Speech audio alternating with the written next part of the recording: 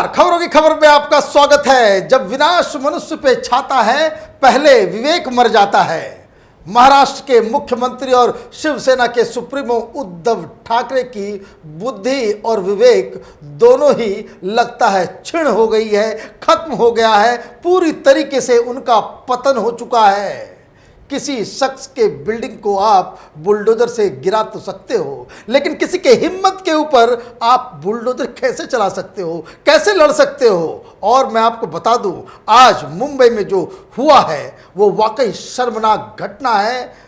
शिवसेना ने कंगना राणावत के घर और ऑफिस के ऊपर बुलडोजर नहीं चलाया है, बल्कि अपने कब्र को खोदने का काम किया है। जिस तरीके से पूरे देश में उद्धव ठाकरे के खिलाफ घृणा पैदा हो रही है, उसका अंजाम शिवसेना और यह अघाड़ी सरकार के ऊपर काफी महंगा पड़ने वाला है। दरअसल आज क्या हुआ वो डिटेल में कोर्ट ने क्या कहा, वहां पे कार्रवाई किस तरीके से हुई, किस तरीके से इल्लीगल काम बीएमसी ने किया है, किसके इशारे पे किया गया है, ये सारी डिटेल मैं दूंगा। लेकिन सबसे बड़ा करारा तमाचा जिसे कह सकते हैं जो उद्धव ठाकरे के गाल पे लगा है, वो कंगना राणावत ने अपनी हिम्मत से दी है। वो मुंबई पहुंच गई है और उसने जो चैलेंज किया था कि वो मुंबई आएगी और सीना ठोक के आएगी, जिसको जो करना है वो करे, वो डरने वाले नहीं है। तो आज उसने प्रूव कर दिया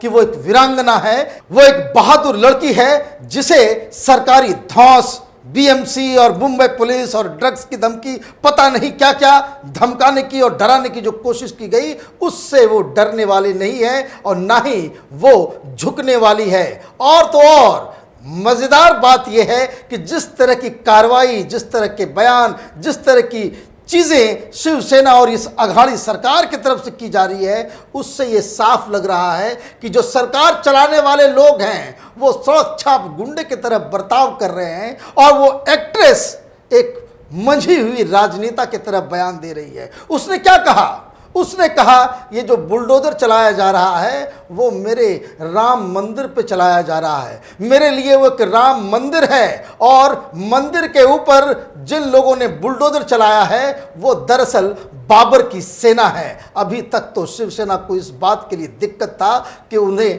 पीओके कहा जा रहा है मुंबई को, जबकि ऐसी कोई बात नहीं थी। उसने मुंबई पुलिस की कार्रवाई के ऊपर अपना कमेंट दिया था, लेकिन शिवसेना ने बुलडोजर चला करके बिल्कुल वो साबित कर दिया कि मुंबई में कानून का राज नहीं है। जिस तरीके से पाकिस्तान में कानून का राज नहीं है, जिस तरीके से पाकिस्तान में हिंदुओं के घरों को बुलडोजर से ढाया जाता है, जिस तरीके से कराची के अंदर हिंदू मंदिरों के ऊपर बुलडोजर चलाया जाता है, ठीक उसी तरीके से शिवसेना ने, उद्धव ठाकरे ने इस संजय राउत के बहकावे में आकर जो बुलडोजर चलाया है उसका कंपैरिजन उसने किया है और लोग इससे इत्तेफाक रख रहे हैं। सोशल मीडिया में लोग संजय राउत को, उद्धव ठाकरे को, आदित्य ठाकरे को चूड़ियां भेज रहे हैं और यह बिल्कुल जायज भी लग रहा है, क्योंकि जिस कायरतापूर्ण तरीके से बीएमसी, उसके अधिकारी, मुंबई पुलिस और इस अघाड़ी सरकार के लोगों ने बर्ताव किया है, वो वाकई में जिसे कह सकते हैं कि बहुत ही एक कायराना अंदाज से उन्होंने ये एक्शन लिया। 10:18 पे आप नोटिस देते हो, कंगना के वकील आपसे गुजारिश करते हैं, स्टे ऑर्डर बताते हैं, एक हाई कोर्ट के डिसीजन का हवाला देते हैं, लेकिन फिर भी इन लोगों ने 10:30 बजे बुलडोजर चलाना शुरू कर दिया। ये कार्रवाई एक तो अनैतिक था ही, एक गुंडागर्दी सीधे सीधे तौर पे थी ही, साथ ही साथ ये इल्लीगल भी थी, क्योंकि हाई कोर्ट ने 30 सितंबर तक किसी भी डेमोलिशन के ऊपर मनाही कर रखी है, प्रतिबंध लगा रखा है। इसके बावजूद इन लोगों ने वहां बुलडोजर चलाया और इसलिए जब कंगना के वकील हाईकोर्ट में इस मसले को लेकर के पहुंचे तो हाईकोर्ट ने वहां सीधे सीधे इस बात को कहा कि ये जो कार्रवाई की गई है बीएमसी की तरफ से वो इल्लीगल है। महाराष्ट्र की शिवसेना उसको चलाती है, बीएमसी के ऊपर उसका राज है और इसलिए ये कहा जा सकता है कि हाई कोर्ट ने शिवसेना, उद्धव ठाकरे और बीएमसी को कड़ी लताड़ लगाई है और जो सवाल पूछे गए हैं उसका जवाब मांगा है। कल 3 बजे इस पे फिर से सुनवाई होगी। और इसलिए कंगना रनावत के वकील ने साफ साफ कहा है कि ये जो बीएमसी के अधिकारी जिन लोगों ने बुलडोजर चलाया है, इनके खिलाफ वो क्रिमिनल केस करने वाले हैं। मतलब ये अगर इनकी इलीगैलिटी साबित होती है तो इनकी नौकरी भी अब जाएगी। ये जिस तरीके से ये कार्रवाई कर रहे हैं, इस देश में कोई कानून नहीं है, यहाँ पे कोई संविधान नहीं है, यहाँ पे कोई काम करने का कोई तरीका नहीं, कोर्ट नहीं है, क्या नहीं है।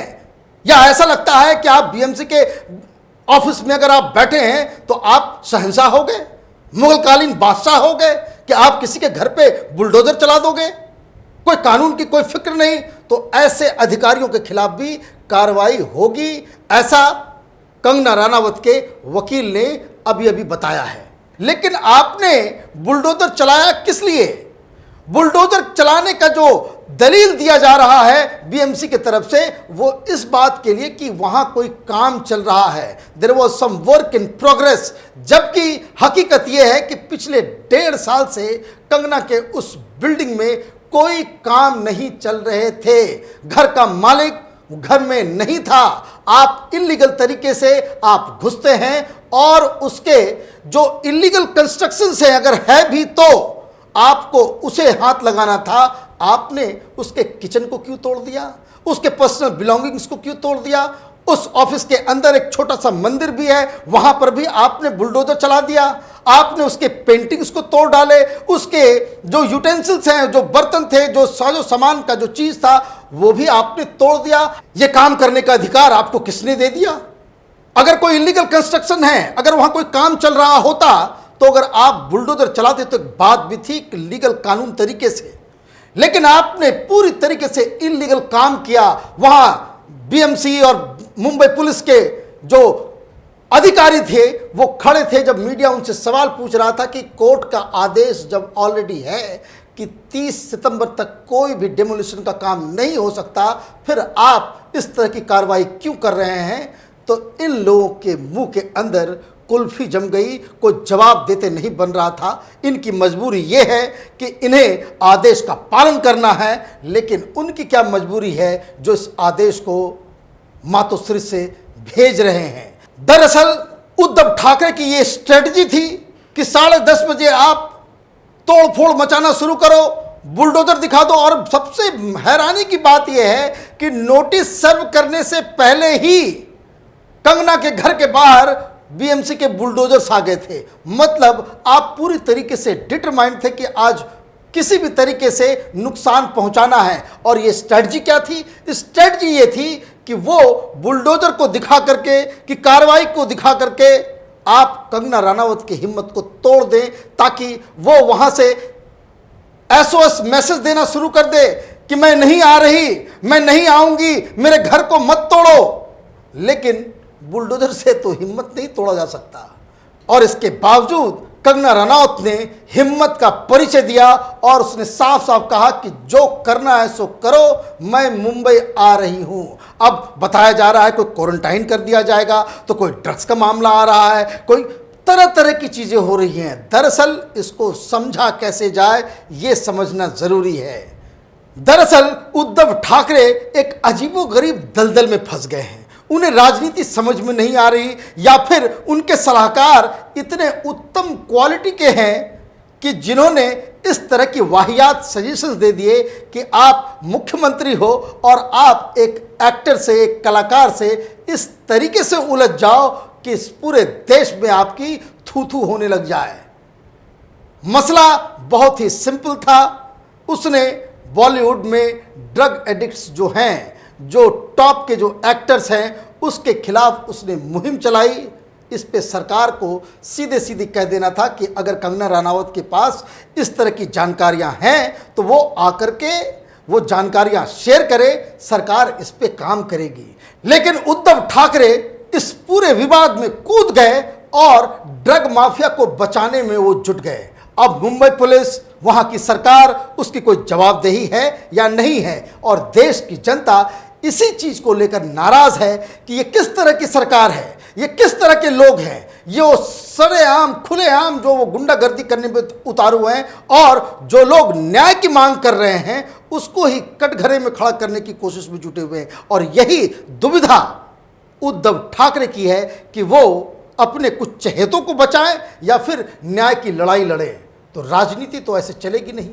और आपको लगा कि आप शिवसेना के बदौलत, कुछ लोगों के बदौलत आप कंगना रनावत को मुंबई में उनका जीना हराम कर सकते हैं, लेकिन अब मसला और भी पलट सा गया है, क्योंकि शिव सैनिकों का जो समूह मुंबई एयरपोर्ट के बाहर काले झंडे लेकर के खड़ा था, उसकी संख्या कम थी।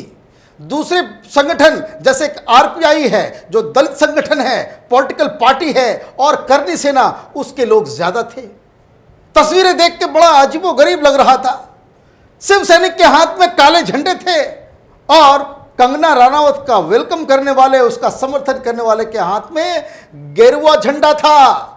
ये किस तरह की शिवसेना, क्या से क्या इन्होंने बना दिया है, ये अपने आप में कई सारे सवाल, कई सारी चीज़ों को लोग सोशल मीडिया में अंकित कर रहे हैं। वो बता रहे हैं कि उद्धव ठाकरे ने आज की जो कायरतापूर्ण कार्रवाई की है, उससे बाला साहब ठाकरे की पूरी लेगेसी को तबाह और बर्बाद कर दिया है। ये बुलडोजर कंगना रनावत के घर पे नहीं, बाला साहब ठाकरे की लेगेसी के ऊपर इन्होंने बुलडोजर चला दिया है। खैर, बुलडोजर चलने से क्या होता है?